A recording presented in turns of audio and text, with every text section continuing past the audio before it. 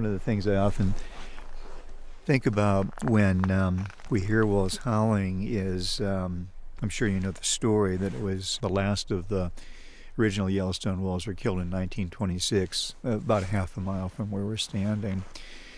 And so for any visitor that had come to Yellowstone from 1926 to 1995, when wolves were brought back and reintroduced and reestablished, I'm sure they had a great experience visiting the world's first national park, and they would have seen a lot of great stuff. But there's one thing that they missed out on. There would have been an unnatural silence here. But luckily we realized what a big mistake that was and figured out how to rectify it. So we're experiencing that right now. That silence is over.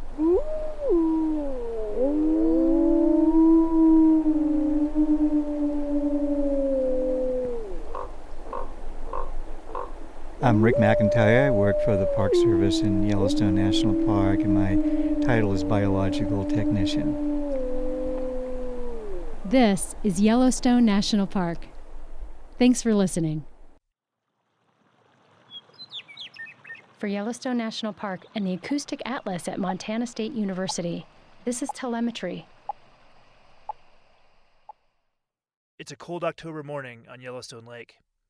Heavy frost covers the dock and the last few boats in the marina, while fresh snow blankets the Absaroka Mountains in the distance. Yellowstone National Park Fisheries Supervisor Todd Kuhl starts up a cold aluminum boat and scrapes frost off the windshield. Cold? Yeah. We'll let it warm up a little bit, huh? We're headed out to join fisheries crews working on the lake. Along the way, Todd is thinking about the history of the native Yellowstone cutthroat trout. Really, the park, and especially Yellowstone Lake, lies right at the core of the distribution, the range-wide distribution of the Yellowstone cutthroat trout subspecies. Yellowstone Lake is huge, roughly twice the area of Washington, D.C. It is the largest high-altitude lake in North America, and it is thought to have held the single biggest population of Yellowstone cutthroat trout in the world. Estimates were in the range of about 4 million or so catchable cutthroat trout in Yellowstone Lake. I mean, that's a lot of cutthroat in a system. This was back in the early 1990s. And in those days, people used to say that there were so many fish you could walk on their backs across the Yellowstone River when they spawned. Tourists and anglers gathered by the thousands just to see the fish moving up spawning streams. One year, over 300,000 people visited Lahardy Rapids and Fishing Bridge to watch the brightly colored cutthroat trout. Fishing Bridge got its name because there used to be so many people fishing from it. When I worked there in 1969, you had to roll your windows up as you drove across there to keep from getting a lure in your ear. That's Bob Gresswell, research scientist with the U.S. Geological Survey in Bozeman, Montana. Bob has studied Yellowstone cutthroat trout in the park for over 40 years. Well, there would be thousands of cutthroat trout at the mouth of Yellowstone Lake that could be observed during the peak of the migration. Lots of fish everywhere. But then, in just one decade, everything changed. By 2005, cutthroat had practically disappeared from Yellowstone Lake. Biologists estimated that the Yellowstone cutthroat trout population plummeted from over 3 million fish to less than 300,000. Some big new factor had to be causing the decline. Again, Todd Kuhl. I mean, for probably 10 to 15 years, we really saw very little recruitment of small cutthroat trout.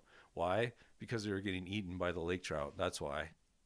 And here was this big problem. Lake trout had invaded Yellowstone Lake. A native of the Great Lakes in Canada, lake trout had been introduced to some large bodies of water in the western U.S. as a sport fish early in the last century. But not Yellowstone Lake. Yellowstone Lake was a high mountain stronghold of the cutthroat until... The first lake trout was first verified in 1994. We know some were probably introduced in the mid to late 1980s and early 1990s. It was theorized that anglers had illegally dumped the lake trout into the lake, but the theory couldn't be verified. No matter how they got there, Kuhl says that the invasive lake trout were uniquely suited to have a huge impact on the native cutthroat.